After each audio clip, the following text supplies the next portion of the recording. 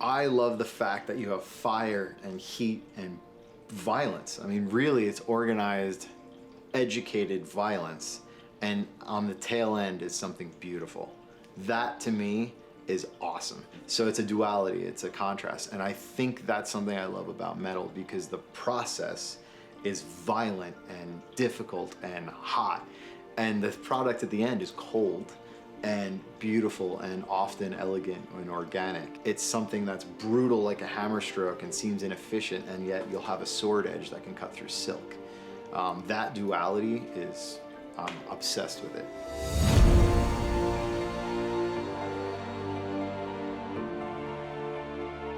I'm a blacksmith with a concentration in architectural, looking to be a swordsmith. That's what I do, that's what I am. So I actually grew up in New Jersey. I kind of grew up in the woods, really. We lived in this town called Kinnelon, which was probably about 40 minutes outside of New York. So we were able to get to New York and see the city, but really I grew up in the woods. So running, jumping, climbing trees, that whole thing was my childhood. And I was a big nerd, so I was into a lot of like swords and medieval stuff. It's always been something that's been interesting to me. First, I went to college for filmmaking. So I was just pushed into this extremely competitive field and was miserable. And that was kind of my first existential crisis. What do I do? Well, all right, maybe I want to be a writer. That's creative, I like to write. So I went through different degrees trying to find out how I make a living. After several degrees of being unhappy and getting a college degree as a graphic designer and being miserable doing that, I finally had a clicking moment of, look, Mom and Dad, I'm failing here and I don't know why. I think there's a sculpture degree at this local college. It was Ramapo College in New Jersey. They deal with metal. It's really difficult, but I want to do it. And that's when I learned how to weld. I learned how to turn the sculptures I like to make out of clay into metal. And then after that degree, I had a period of being lost, not knowing what to do with it.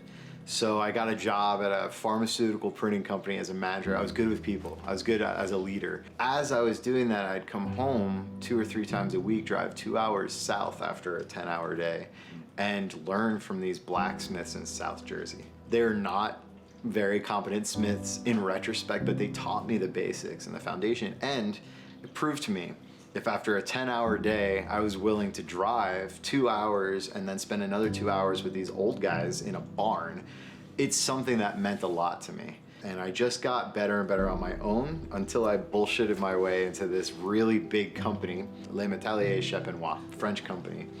They were formed here in the 80s after they redid the torch for the Statue of Liberty, and that was their foundation.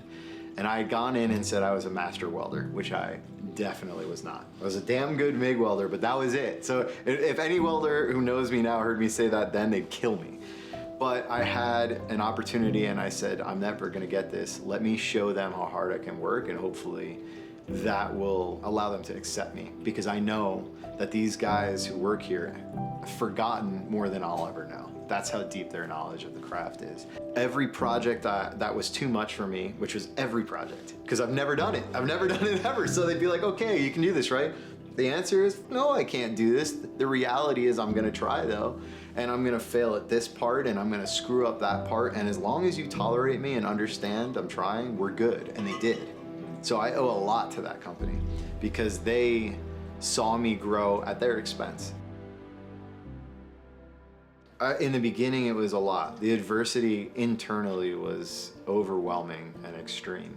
Everyone who's successful and accomplishes anything in their life does not seek comfort.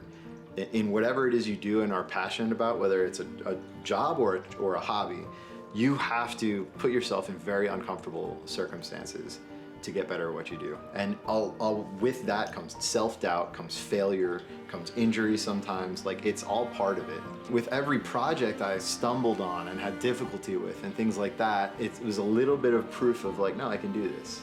If I did that, I can do this. And it builds on itself. Whenever we have that self-doubt, because it will never go away. I don't know if it's as an artist or just an ambitious person, it will never go away. And it's probably the biggest struggle we face, is an internal doubt. The negative, I guess the side effect of it, when you know you're losing that battle, is paralyzation. You're paralyzed. You can't do anything, you're not taking chances you should. You're relying on something that makes you comfortable. And if you can identify that, that's what makes you successful. You're like, nope, I'm in the wrong place. I'm thinking the wrong way. Time to do something that's probably not fun, but it's gonna make me better at what I do. If I'm feeling subpar or I'm feeling stuck, I just feel inadequate. What's the best thing to do? Just call somebody who does that really well and say, hey, can I pay you to take a class? Hey, can I, bother you for a couple minutes for some advice? Whatever, reach out, kill your damn ego, reach out to people who do it better than you, and don't be afraid to admit that they do. Destroy your inadequacy, become adequate. In fact, excel by learning from somebody who can do it better than you. So I would say the most important thing, because it's the most universal thing, is picture what you want. When you figure that out, picture it as if it's real and do everything you can to make that real. And try your damn best if you choose to be with someone that can support that. And that's really the best advice I could say.